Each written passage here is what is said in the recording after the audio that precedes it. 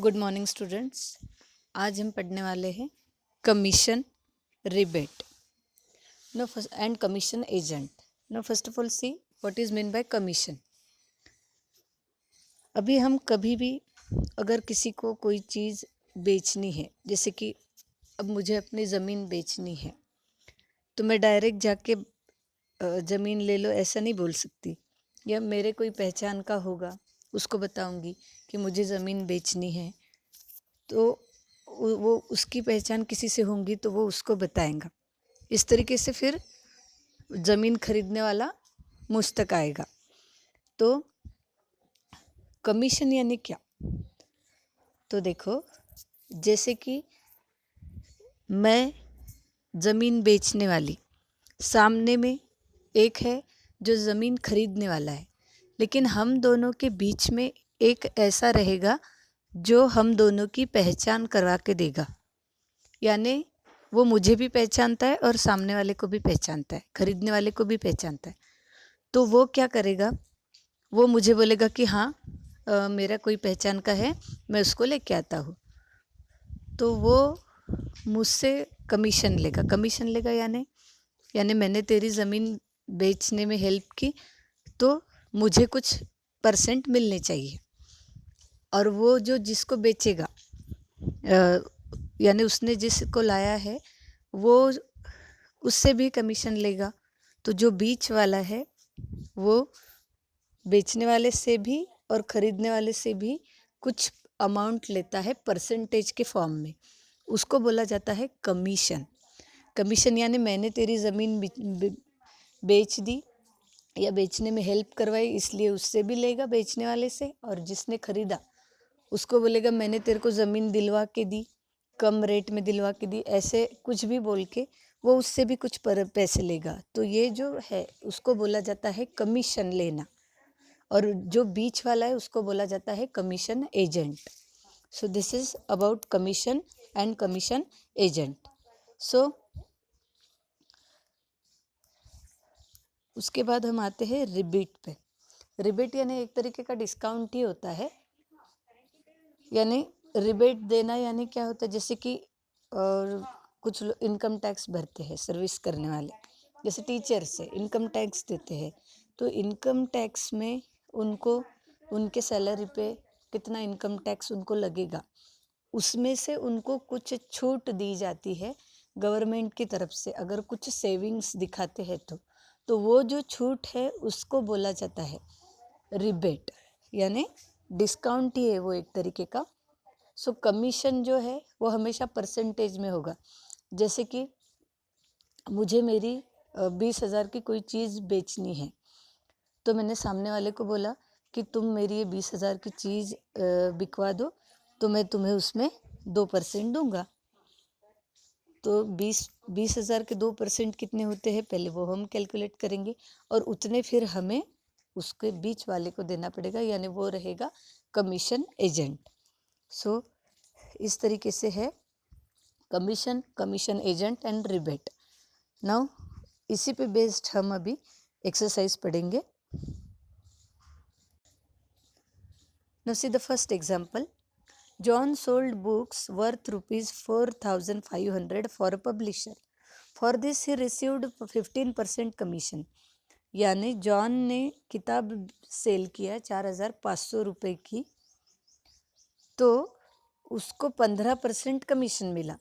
So complete the following activity to find the total commission. तो selling price of the book क्या है? 4,500। सो इस पहले बॉक्स में आएगा 4,500। फिर रेट ऑफ कमीशन कितना दिया है उन्होंने? 15। सो 15% आएगा यहाँ पर। उसके बाद कमीशन ऑब्टेन। तो कमीशन ऑब्टेन यानी क्या होगा? 15%। 15% ऑफ 4,500। सो यहाँ पे आएगा ऊपर में 15, नीचे में आएगा 100, साइड में आएगा 4,500। सो ये 0,000 कैंसिल। सो 15 इंटू 45 का आंसर आएगा इस बॉक्स में। सो यहाँ पर पहले आया 4,500, फिर उसके बाद सेकेंड बॉक्स में 15%, फिर यहाँ पर आएगा ऊपर में 15, नीचे में 100 और यहाँ पे 4500 एंड देन 15 इंटू 45 का जो आंसर रहेगा वो आएगा commission is equal to this much rupees. So this is the first question and first activity of exercise 9.2. Now second question. Rafiq sold flowers worth rupees 15,000 by giving 4% commission to the agent. Find the commission he paid. यानी रफ़ीक ने 15,000 के flowers बेचे हैं 4% का commission देकर. Agent को 4% का commission दिया उसने और 15,000 के फ्लावर्स बेचे. तो हमें कमीशन उसने कितना दिया वो बताना है. And find the amount received by Rafiq. So amount received भी हमें निकालना है. तो हम पहले क्या करेंगे, 4% ऑफ 15,000 ये हम फाइंड करेंगे. वो जो भी मिलेगा वो रहेगा कमीशन पेड. फिर उसके बाद में अमाउंट रिसीव्ड जो हमें निकालना है वो आएगा प्राइस माइनस कमीशन. यानी जो प्राइस है 15,000 उससे हम माइनस करेंगे कमीशन और फिर जो आंसर मिलेगा वो रहेगा amount received by Rafiq. So देखो हम ऐसा लिखेंगे, rate of flower is equal to 15,000. Rate of flower is equal to 15,000 and rate of commission है 4%. So commission is equal to 4% of 15,000. 4% यानी 4/100 इंटू 15,000. फिर उसके बाद 15,000 के 2 0 कट हो गए नीचे के 100 के साथ. तो 4 इंटू 150 यानी 600 रुपीज़. सो कमीशन हमें कितना मिला, 600 रुपीज़. उसके बाद हमें फाइंड करना है अमाउंट रिसीव्ड. सो यहाँ पे देखो commission paid by Rafiq. Commission paid by Rafiq is equal to amount.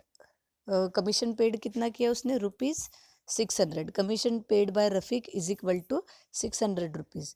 Now amount received by Rafiq is equal to price minus commission. तो प्राइस है 15,000, उससे हम माइनस करेंगे कमीशन है 600 तो हमें मिलेगा 14,400. So amount received by Rafiq is 14,400. So this is the answer for second question. Now see the third question. A farmer sold food grains for 9,200 rupees through an agent. The rate of commission was 2%. How much amount did the agent get? यानी यहाँ पर हमें सीधा सीधा amount निकालना है जो agent को दिया जाएगा. तो एजेंट को कितना देने वाले हैं, वो 2% देने वाले हैं. किसका, 9,200 का. सो 9,200 का 2% जो भी मिलेगा वो अमाउंट जाएगा एजेंट को. तो देखो हम इसको सॉल्व कैसे करेंगे. सो सी दिस, फूड ग्रेन्स का अमाउंट दिया है ₹9,200. कमीशन, रेट ऑफ कमीशन है 2%. तो आंसर की शुरुआत करेंगे. अमाउंट ऑफ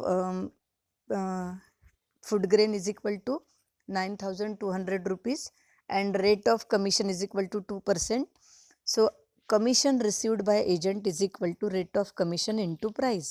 यानी 2% किसका, 9,200 का. So 2/100 into 9,200. So 9,200 के 2 0 नीचे के 100 के साथ कट गए तो आंसर मिला 184 रुपीज़. यानी 9,200 के 2% होते हैं 184. सो इतना अमाउंट, इतने पैसे एजेंट को मिलेंगे. सो this is the answer for third one. Now in the next video lecture we will see the remaining questions.